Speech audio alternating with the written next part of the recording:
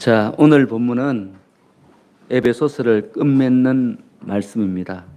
자, 끝맺는 말씀인데 두 부분으로 구성되어 있습니다. 먼저 21절과 22절은 에베소서를 두 기고를 통해 전달하는 이유에 대해서 기록하고 있고 23절과 24절은 에베소 성도들을 향한 축도를 기록하고 있습니다. 자, 오늘 주시는 말씀을 통해서 지금까지 상고한 이 에베소서의 모든 말씀이 여러분의 가슴에 새겨지기를 간절한 마음으로 축원합니다. 먼저 21절, 22절에 보면 바울이 두 기고를 에베소 교회에 보낸 이유에 대해서 두 가지로 설명하고 있습니다. 첫 번째 이유는 21절입니다. 우리 21절 다 같이 읽습니다. 시작. 나의 사정 곧 내가 무엇을 하든지 너에게도 알리려 하노니 사랑을 받은 형제여 주 안에서 신실한 일꾼인 두 기고가 모든 일을 너에게 알리리라. 자, 지금 우리가 읽고 있는 에베소서는 옥중서신입니다. 바울이 로마 감옥에 갇혀 있을 때 기록한 서신입니다. 자, 그러므로 여기에서 나의 사정이란 말은 지금 그가 감옥에 갇혀 있다는 뜻입니다. 그리고 알리려 하노니 이 말은 자신이 앞으로 하려는 일과 또 자신이 처한 모든 형편에 대하여 두 기고 편으로 세세히 전하겠다, 그런 뜻입니다. 여러분, 지금 이러한 바울의 모습에서 우리가 두 가지 사실을 깨닫게 됩니다. 하나는 목회자는 어디에 있든지 성도들과 긴밀한 관계를 가져야 한다, 그것입니다. 그리고 또 하나는 목회자는 자기 삶의 형편에 대해서 성도들에게 있는 그대로 밝혀야 한다는 것입니다. 여러분, 간혹 목회자들 가운데서는 자기 삶의 문제에 대해서 성도들에게 전혀 말하지 않는 분들이 있습니다. 혼자 고민하고 그냥 끙끙 앓습니다. 그리고 왜 그렇게 하는가 하면 선배 목사님들 중에서 이렇게 충고하는 분들이 계세요. 성도들에게 삶을 공개하면 약점이 잡히니 그렇게 하지 말라. 우리 선배들이 그런 말씀을 많이 합니다. 왜 이런 말을 하겠습니까? 자신이 그런 공경을 많이 겪었기 때문에 이런 말을 하는 것 아니겠습니까? 자, 그런데 오늘 본문의 교훈은 또 성경의 여러 가지 기록에 의하면 그것은 옳지 않습니다. 자, 우리가 새벽에 상고하고 있는 열왕기서를 살펴보면 엘리야와 엘리사는 참 어려울 때 각각 사르밧 가부와 또 수넴 여인의 도움을 받았습니다. 자기 혼자 다 하지 않았어요. 어려울 때 그 어려움을 성도들을 통해서 받았죠, 그죠? 우리 예수님께서도 공생애를 사실 때 많은 사람들로부터 도움을 받았음을 성경은 기록하고 있습니다. 여러분, 이 바울도 세 차례의 전도 여행을 할 때 정말 많은 사람들로부터 도움을 받았습니다. 자, 그러므로 우리 목회자들은 성도들을 위해서 기도하고 열정을 갖되 동시에 자신의 삶을 성도들이 알 수 있도록 투명하게 공개하며 살아야 됩니다. 그리고 성도들도 목회자가 어떻게 잘 생활을 하고 있는지 깊은 관심을 갖고 살펴보아야 합니다. 여러분, 성도들은 자신이 목회자로부터 영적인 보살핌을 받고 있는 이상 목회자의 생활 전반에 대해서 혹시 어려움은 없는지 늘 살피고 도울 수 있어야 합니다. 그리고 자신을 위해서 날마다 기도하는 목회자를 생각하면서 성도로서의 합당한 삶을 살기 위해 힘써야 됩니다. 여러분, 이렇게 할 때 이 교회가 예수님께서 정말 원하시는 하나됨의 교회가 되는 것입니다. 자, 그러므로 우리 교회는 목회자와 성도 간에 또 성도와 성도 간에 서로 관심이 있고 돌봄이 있는 교회가 되기를 원합니다. 이를 위해서 더 힘쓰시는 여러분 되시기를 부탁드립니다. 그리고 두 기고를 에베소 교회에 보내는 두 번째 이유는 22절에 기록되어 있습니다. 우리 22절 다 같이 읽습니다. 시작. 우리 사정을 알리고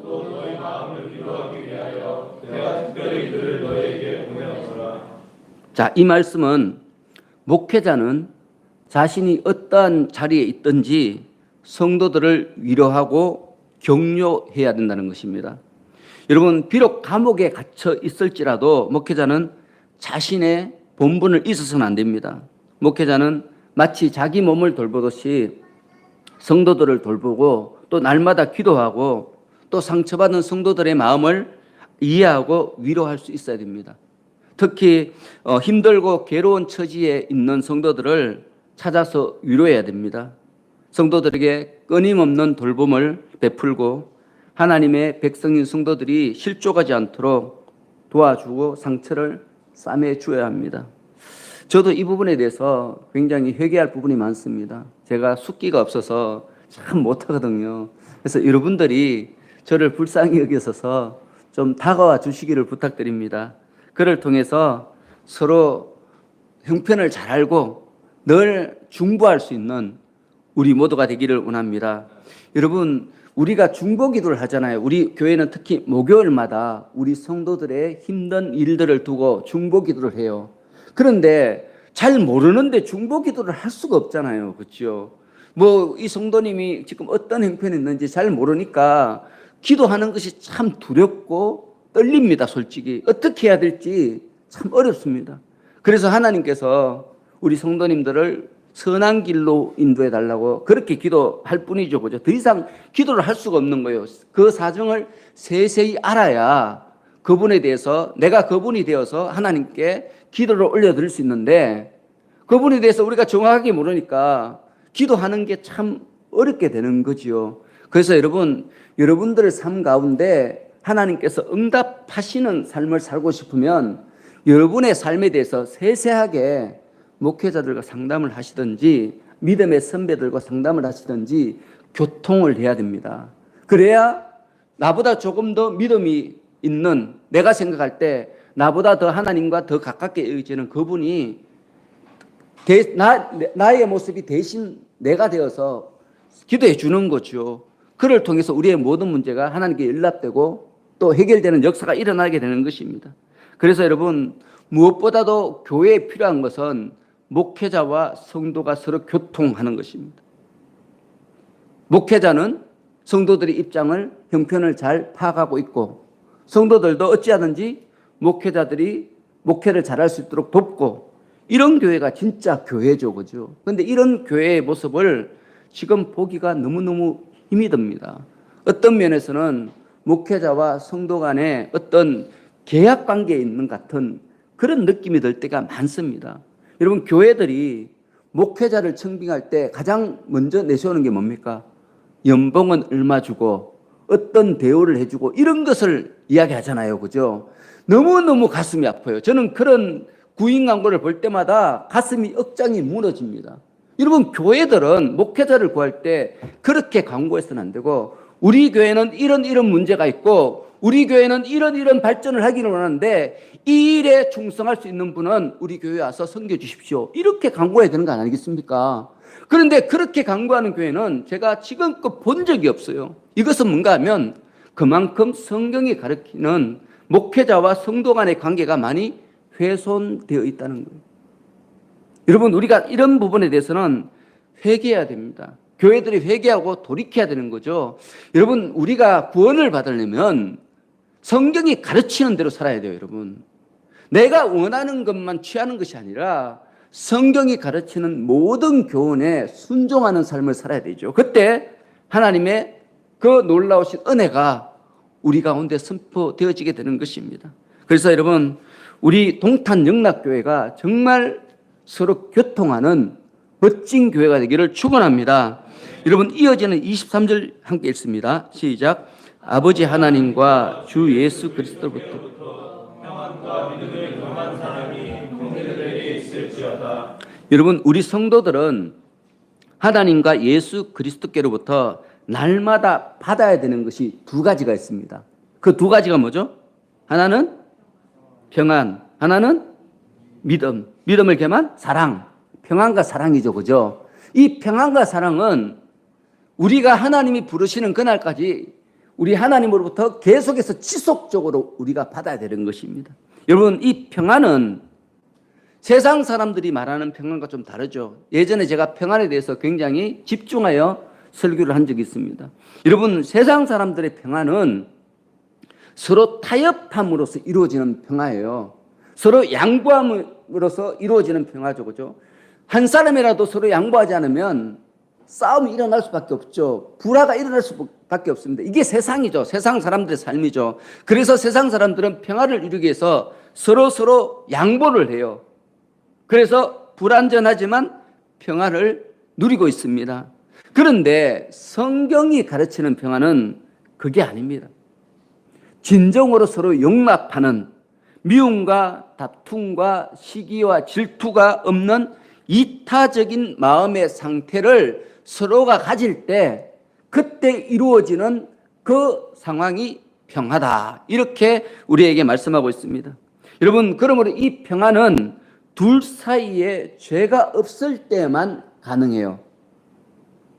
둘 사이에 죄가 있으면 평안이 가능해요? 가능하지 않아요? 가능할 수가 없는 거죠. 그래서 이 땅 가운데 우리가 평안을 누리는 것이 너무너무 힘든 거죠. 그래서 우리 예수님께서 이런 말씀을 하셨어요. 요한복음 14장 27절에 평안을 너희에게 끼치노니 곧 나의 평안을 너희에게 주노라. 내가 너희에게 주는 것은 세상이 주는 것과 같지 아니하니라. 여러분, 세상이 주는 평안은 그것이 물질이든지 또 권력이든지 건강이든지 모든 것이 다 자기가 처해진 상황과 자기의 능력과 행동에 관련이 있습니다. 그것에 의해서 이것이 평화를 이룰 수도 있고 오히려 우리에게 불행이 될 수도 있는 거죠. 그래서 여러분, 환경이 나빠지고 또 자신의 능력이 부족하고 자신의 행동에 어떤 실수가 생기게 되면 그때 사람들은 마음의 불안이 다가옵니다. 그리고 평안을 잃어버리게 되죠. 그때 가장 많이 하는 생각이 어떤 생각인가 하면 내가 이걸 했어야 되는데, 내가 이걸 지켰어야 되는데, 이런 후회를 하죠. 그죠? 그러면서 근심 걱정에 빠져듭니다. 그리고 어떤 때는 환경을 바꾸고 실수를 만회하기 위해서 불법과 불의한 일들을 하죠. 참 거짓말을 많이 하죠. 그죠? 우리들이 그렇죠. 그죠? 그래서 그들의 표현에 의하면 운이 좋으면 그렇게 불법을 함으로써 불의한 일을 함으로써 평화를 잠시 얻어요. 그런데 그 평화를 얻으면서도 계속 우리 마음속에 뭐가 있어요? 불안하죠. 불안해요. 불안해서 자꾸 뭔가를 더 모으려고 하고 뭔가를 더 가지려고 하는 것입니다.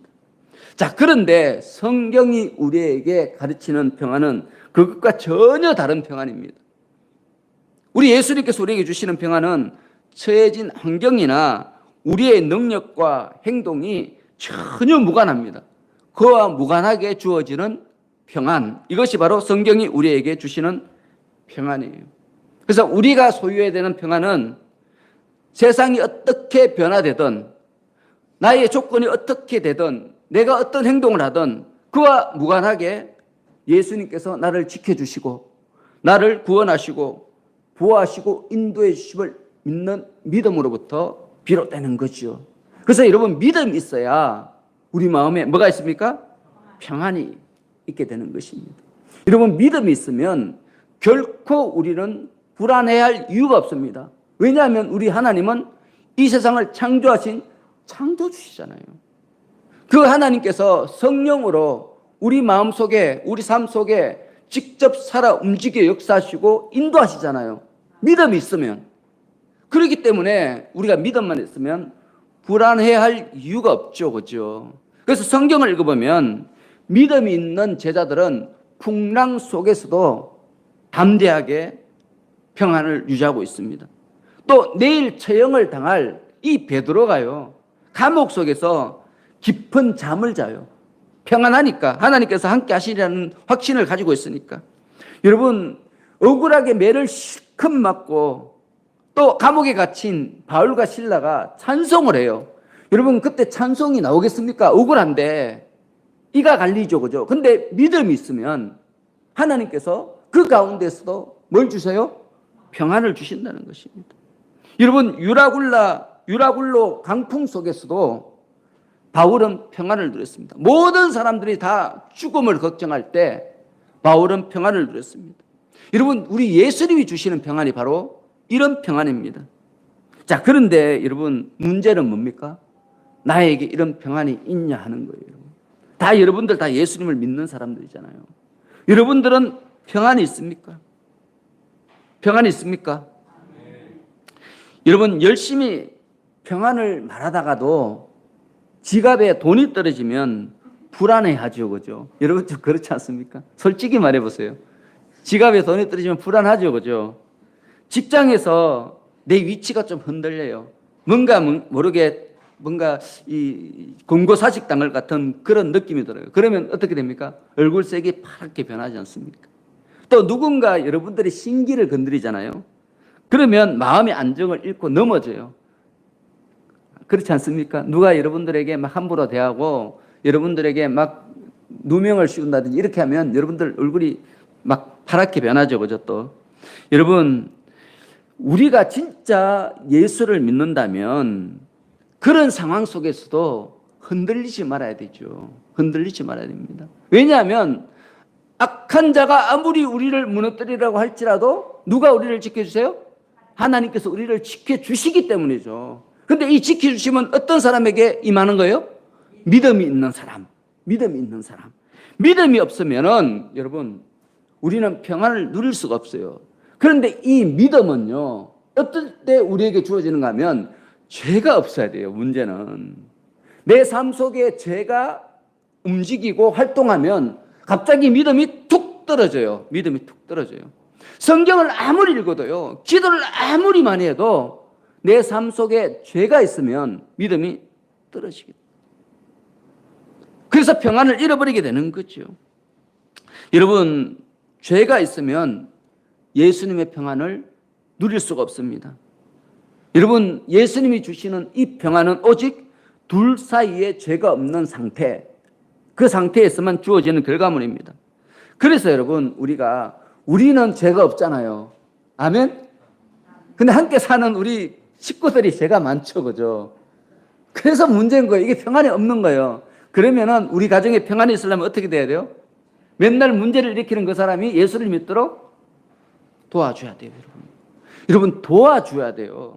여러분, 예수를 안 믿는 사람은 자기가 예수를 믿기 싫어서 안 믿는 거 아닙니다. 그걸 아셔야 돼요. 믿지 못하도록 사탄이 끊임없이 미혹하기 때문에 믿어지지가 않는 거예요, 여러분. 믿어지지가 않아요. 여러분, 믿어지지가 않는 그 사람이 믿을 수 있도록 하는 유일한 방법은 뭐예요? 내가 믿을 만하게 사는 거예요, 여러분. 상대방이 올 때, 내가 저 사람처럼 예수를 믿고 살면 나도 평안을 누릴 수 있겠구나, 이런 마음을 갖게 해줘야 되는 거죠. 여러분, 이게 안 되면 전도는 안 되는 거예요, 여러분. 여러분, 당신 오늘 교회 나오면 내가 이거 해줄게. 그렇게 해서 교회 나온다고 여러분, 예수 믿는 건 아닙니다. 계속 여러분들은 종도로 돼야 돼요. 그렇게 할 수 없이. 그게 아니고요. 여러분들이 전도를 할 때 그분이요, 마음속에 동함이 있어야 돼요. 내가 오늘 한번 가봐야 되겠구나. 저 사람이 이걸 해준다고 해서 가는 것이 아니라 지금 내 속에 있는 이 갈등, 이걸 해소하려면은 내가 하나님을 한번 만나봐야 되겠구나, 이런 마음이 있어야 되는 거죠. 그때 성령께서 역사하시는 거예요, 여러분. 여러분, 그 순간을 여러분들이 만들어내야 되는 거죠. 그게 뭔가 하면 복음을 전하는 거예요, 여러분. 그래서 여러분, 주위에 있는 친한 사람들이 예수를 안 믿는다고 너무 걱정하지 마시고, 여러분들이 삶의 본을 보이시고 그분이 여러분을 부러워하도록 살아가시기 바랍니다. 그런데 그만한 내가 능력이 없어요. 내가 아무리 생각해도 저 사람보다 내가 못해. 그러면 우리는 뭘 해야 될까요? 기도하면 돼요. 기도하면 돼요. 하나님, 제가 저 사람을 구원하고 싶은데 저 사람이 제가 가진 것이 없어 계속 얕보는데 제가 어떻게 저 사람을 구원할 수 있겠습니까? 전도할 수 있겠습니까? 저를 저 사람보다 더 낫게 해주세요. 떳떳합니까? 떳떳하지 않습니까? 떳떳하잖아요, 그죠? 여러분, 그렇지 않습니까? 여러분, 부자가 되려면 이렇게 기도하시면 부자가 되는 거예요. 그런데 바보처럼 자꾸 돈 달라 그러면 돈 주면 충성하겠다 이러니까 더 하나님께서 주시지 않는 거죠. 여러분들이 정말 믿음으로 살고 하나님의 영광을 살기 위해서 노력한다면 여러분의 필요는 하나님께서 그냥 채워주시는 거예요. 여러분이 구하지 않아도 채워주십니다. 구하지 말라 그랬잖아요. 여러분, 그렇지 않습니까? 그런 것들은 불신자들이 구하는 것이라고 말씀하셨어요. 우리는 어떤 것을 구해야 돼요? 한 영혼을 구원하기 위해서 우리가 해야 되는 그 사명을 위한 필요들을 구해야 되는 거죠. 오늘 이렇게 지혜로운 여러분 되시기를 축원합니다. 여러분, 이어서 우리 성도들이 하나님과 예수님으로부터 날마다 받아야 될 두 번째 은혜의 선물은 사랑입니다. 사랑. 여러분, 세상에 사랑 싫어하는 사람 없죠? 여러분, 사랑 좋아합니까? 아멘입니까? 여러분, 사랑 좋아하는 사람은 정말 존경받을 만한 사람이에요. 왜냐하면 성경이 가르치는 사랑은 희생하는 거거든요. 그쵸, 그죠? 오래 참는 거예요. 여러분, 오래 참는 거 좋아하세요? 근데 왜 사랑은 또 좋아한다 그러세요? 그러니까 여러분들이 뭔가 지금 오해하는 부분이 있는 거죠. 그죠?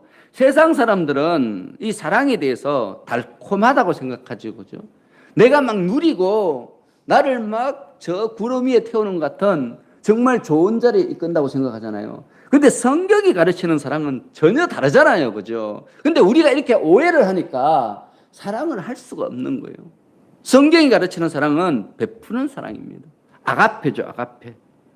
그래서 오늘 본문에 이 사랑을 가르쳐 뭐라고 말하는가 하면 믿음을 겸한 사랑이라고 말합니다. 믿음을 겸해야 돼요. 여러분, 우리가 하는 이 사랑은 우리의 감정에서 우러나는 사랑이 아니라 어떤 사람을 만났을 때 그가 나에게 어떤 행동을 할 때 그때 느껴지는 감정으로서 나타나는 사랑이 아니라 믿음으로 그를 품고 이해하고 구원의 길로 인도하는 그 마음이 사랑이라는 것입니다, 여러분. 이걸 우리가 알아야 되는 거죠. 자, 여러분들은 예수님의 사랑으로 구원받았습니까? 그 사랑이 지속적으로 여러분들에게 임하고 있습니까? 아멘이 좀 약해지는 것 같아요. 여러분, 지속적으로 예수님의 사랑이 여러분에게 임하고 있습니까? 아멘.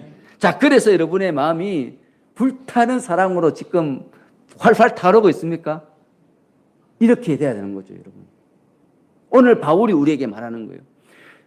하나님의 사랑으로 구원을 받았으면 그 사랑이 지속적으로 우리에게 임해야 되는 거예요. 그 사랑이 지속적으로 임하기 때문에 우리 마음속은 계속해서 사랑으로, 예수님의 사랑으로 불타오르게 되는 거예요. 그래서 그 사랑으로 원수조차도 사랑할 수 있게 되는 거예요, 여러분. 예수님의 사랑이 지속적으로. 여러분, 예수를 믿는다면 당연히 우리는 못된 사람들, 하나님 저 사람 벌 받게 해주세요, 이렇게 하는 것이 아니라 저 못된 사람들 예수 믿고 착한 사람이 되게 해주십시오, 그렇게 기도할 수 있어야 되는 거죠. 여러분, 우리가 믿는 믿음은 뭐 어떤 권능, 어떤 역사, 그런 것들을 뜻하는 것은 아닙니다.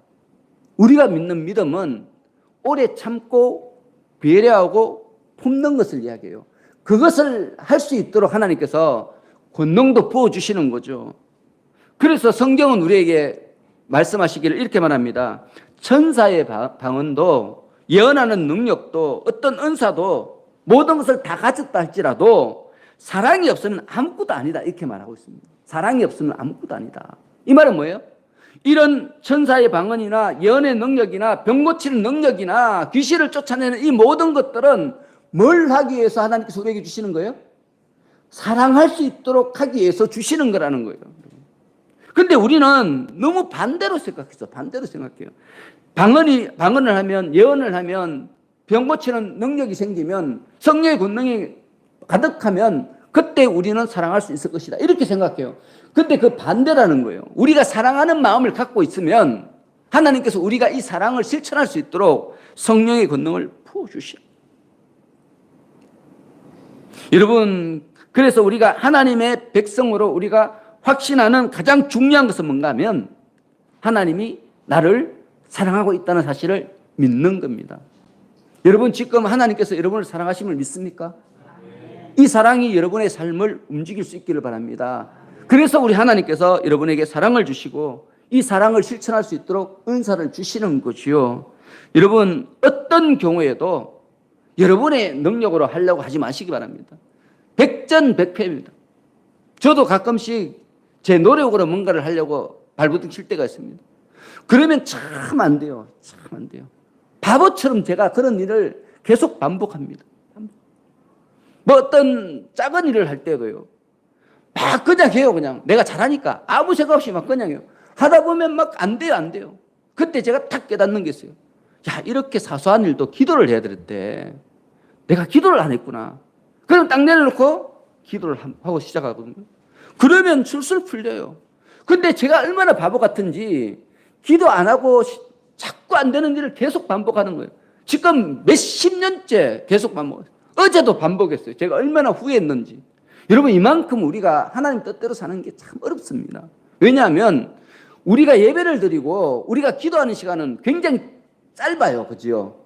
여러분, 하루에 1시간 이상 기도하시는 분 계십니까? 여러분, 24시간 중에 1시간은요 24분의 1이에요. 여러분, 굉장히 작은 양이잖아요. 1시간씩 기도해도 작은 양이에요. 그래서 우리는 하나님 뜻대로 살기보다는 내 육신의 본능대로 살 수 있는 가능성이 훨씬 많아요. 그런데 우리는 1시간도 기도 안 하니까 어떻게 하나님 뜻대로 살 수가 있겠습니까?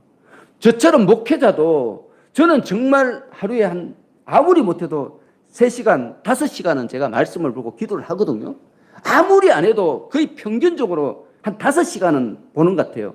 근데도 제가요, 실수할 때가 되게 많거든요. 근데 여러분들은 얼마나 더 많겠습니까? 그렇죠, 그죠? 그렇기 때문에 여러분, 늘 사랑을 붙들어야 돼요. 마음속에 하나님의 사랑을 붙들려고 노력해야 돼요. 쉬지 말고 기도하라. 이 말은 뭔가 하면 쉬지 말고 하나님의 사랑을 붙들어라. 이런 뜻이거든요. 기도는 뭡니까? 하나님의 사랑에 의지하여 나의 모든 연약함을 하나님께 고백하는 건 아니겠습니까? 결국에는 우리가 하는 이 기도도 하나님의 사랑을 내 속에 붙들기 위한 어떤 하나의 방법 중에 하나죠. 그죠? 그게 기도죠. 그죠? 그래서 여러분, 오늘 여러분 삶 가운데 하나님의 사랑이 지금 살아서 움직이고 역사하고 있는지 다시 한번 돌아올 수 있기를 바랍니다. 여러분, 마지막으로 24절 보시기 바랍니다. 우리 24절 다 같이 읽습니다. 시작. 우리 주 예수 그리스도를 변함없이 사랑하는 모든 자에게 은혜가 있을지어다. 여러분, 성경에서 은혜는 받을 만한 자격이 없는데 하나님께서 거저 주시는 것, 이것을 은혜 이렇게 말해요. 그래서 여러분, 구원은 은혜입니까? 은혜가 아닙니까? 은혜죠. 그죠? 여기서 구원받을 만한 그런 자격이 있는 사람이 있습니까? 없잖아요. 그죠? 없는데 우리 하나님께서 은혜를 베풀어 주신 거예요. 근데 우리는 그 은혜를 거절했어요? 받았어요? 받은 거죠. 은혜를 받으면 구원을 받는 거예요. 이게 바로 하나님이 우리에게 주시는 이 은혜예요. 그런데 오늘 본문의 24절의 은혜는 좀 달라요, 여러분. 거저 주시는 은혜가 아니에요. 24절 은혜는 구원 이후에 베푸시는 보살핌, 축복, 사랑을 의미하는데 이 은혜는요, 성도들에게 공평하게 주는 것이 아니라 어떤 조건이 있어요. 조건. 그 조건이 뭐예요? 24절에 조건이 딱 기록되어 있거든요. 그게 뭐죠? 예수 그리스도를 변함없이 사랑하는. 여러분, 우리가 예수를 믿고 그 이후에 하나님으로부터 은혜를 받으려면 우리가 뭘 해야 돼요? 예수님을 변함없이 사랑해야 된다.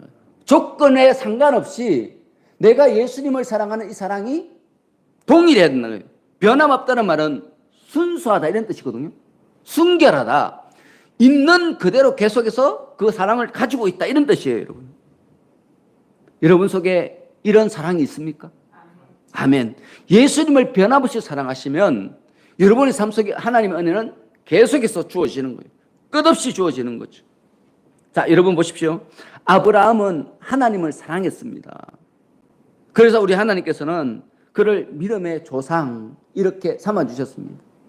여러분, 이 아브라함이 하나님을 어떻게 사랑했는가 하면 그는 100세나 되어서 얻은 외아들을 하나님이 번제로 바치라 이렇게 말했을 때 여러분 그냥 그대로 순종했습니다. 여러분, 번제로 바치는 게 뭔 말인지 아시죠? 그죠? 내 아들을 어떻게 해야 돼요? 죽여서 살을 각을 터서 불로 태워서 하나님께 바치는 거예요. 여러분, 그거 할 수 있겠습니까? 저 못합니다. 저는. 차라리 저를 번제로 받으십시오. 제가 죽겠습니다. 이렇게 할 건데, 근데 아브라함은 순종해요. 여러분, 이게 사랑이에요. 이게 사랑이라는 거죠. 성경이 우리에게 제시하는 사랑은 이거예요.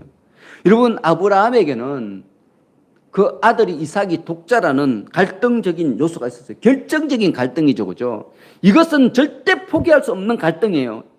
이 갈등을 자기는 끝까지 들고 가고 싶은 그런 갈등이죠. 그죠? 그런데 이 갈등을 하나님 앞에서 흔들리지 않고 버렸어요. 여러분, 아브라함은요, 그가 가난할 때나 그가 부자가 되었을 때나 처음에 우리 하나님을 사랑했던 그 사랑이 그대로 유지되었던 사람입니다. 물론 중간에 실수는 했지만 그러나 하나님을 사랑하는 이 사랑은 변함이 없었어요. 여러분, 아브라함을 믿음의 조상으로 삼은 이유가 바로 그 때문이에요. 아브라함이 하나님을 어떻게 사랑했기 때문에? 변함 없이 사랑하기 때문에. 여러분, 변함 없이 사랑한다는 말은 뭐 실수하지 않는다 이런 말은 아니죠, 그죠? 마음속에 순수하게 하나님을 사랑하는 이 마음이 흔들리지 않는다는 거예요. 어떤 경우에도. 물론 내가 연약해서 거짓말을 할 수 있어요. 아브라함처럼 거짓말을 할 수 있죠. 실수를 할 수 있어요. 그렇지만 그 마음속에 하나님을 사랑하는 마음은 변함이 있어요, 없어요? 없는 것. 이게 진짜 하나님을 사랑하는 사랑이라는 거예요. 그래서 우리 하나님께서 믿음의 조상이다. 네가 하나님을 사랑하려면 누구처럼 사랑하는 거예요? 아브라함처럼 사랑하라. 여러분, 우리 하나님께서 우리에게 원하시는 사랑은 일시적인 게 아니에요. 일시적인. 변함없이 지속적인 것, 지속적. 왜 그런가 하면 우리 하나님께서 우리에게 주시는 사랑이 바로 그런 사랑이기 때문에. 여러분, 요한계시록 2장 4절에 보면 에베소 교회가 등장하거든요. 오늘 본문에 기록된 이 에베소 교회, 이 교회가 등장하는데 이 교회가 예수님으로부터 책망을 받아요. 뭐 때문에 책망을 받죠? 처음 사랑을 잃어버려서. 처음 사랑. 여러분, 처음 사랑을 잃어버리면 예수님부터 책망을 받아요. 구원받지 못한다고 예수님께서 책망했어요. 그래서 회복하라고 말씀하셨거든요. 회복. 여러분, 처음 사랑을 지키는 게 쉬울까요? 어려울까요? 어렵죠. 어렵죠. 여러분, 그래서 우리 예수님께서 처음 사랑을 지키는 사람에게 특별한 은혜를 주시는 거예요. 여러분, 예수님이 특별한 은혜를 주신다는 말은 뭐예요? 그게 얼마나 힘들다는 거예요? 쉽다는 거예요? 힘들다는 거예요. 힘들다. 여러분, 예수님을 변함없이 사랑하는 것은 엄청나게 힘든 일입니다. 왜냐하면 세상의 어떤 일들은 계속해서 눈에 보이지만 예수님은 눈에 보여요, 안 보여요? 안 보이시잖아요. 세상의 모든 것들은 지금 당장 결과물을 우리에게 줘요. 그런데 예수님이 약속했던 것은 결과물을 언제 줘요, 우리에게? 죽고 난 뒤에. 언제 받을지도 몰라. 그쵸, 그죠? 그렇기 때문에 지금 당장 우리 눈앞에 있는 이 이익을 포기하고 언제 받을지 모르는 이 예수님의 이 선물을 바라고 내가 이것을 포기하면 우리 예수님이 얼마나 우리를 대견하게 보실까요? 그래서 우리 예수님께서 특별한 은혜를 주시는 거예요. 특별한 은혜. 그런 사람에게 특별한 은혜. 여러분, 예수님을 사랑하시기 바랍니다. 자신의 삶뿐만 아니라 예수님을 사랑하고 예수님의 교회를 사랑하고 예수님이 사랑하는 사람들을 사랑하시기 바랍니다.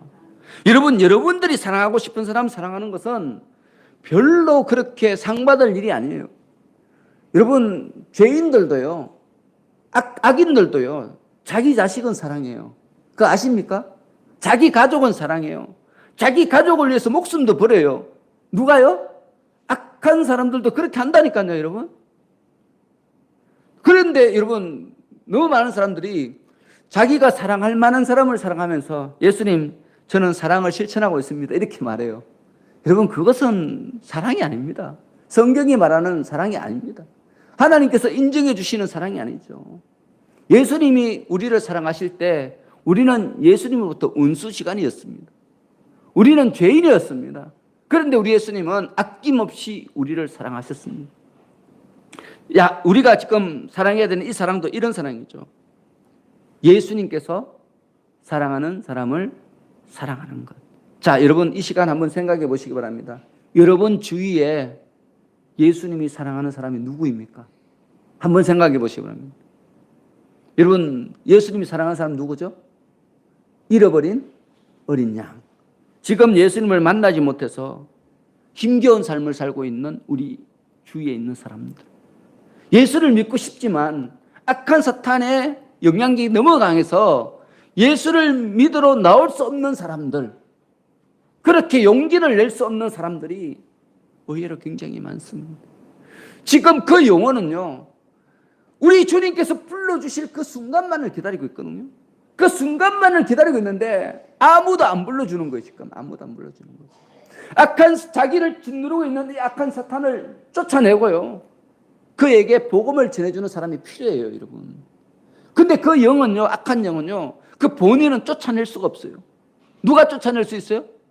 성령의 권능을 받은 성도들, 땅 끝까지 이르러 예수님의 증인이 되는 그 사람들. 그래서 여러분 선포하시기 바랍니다. 내가 나사는 예수 이름으로 명하노니 누구를 함부로 멸망의 길로 인도하는 악한 영은 떠나갈지어다. 여러분이 그렇게 먼저 선포하고 그 영혼을 위해서 기도하시기 바랍니다. 그때 성령께서 그를 감싸주시고 선한 길로 인도해 주시는 거죠. 여러분 이 일을 쉬지 마시기 바랍니다. 성경은 우리에게 오래 참음을 강조하고 있습니다. 여러분 한 번만에 해주시는 경우 잘 없어요. 여러분 여리고성을 무너뜨릴 때도 하나님이 여리고성 몇 바퀴 돌아라 그랬어요?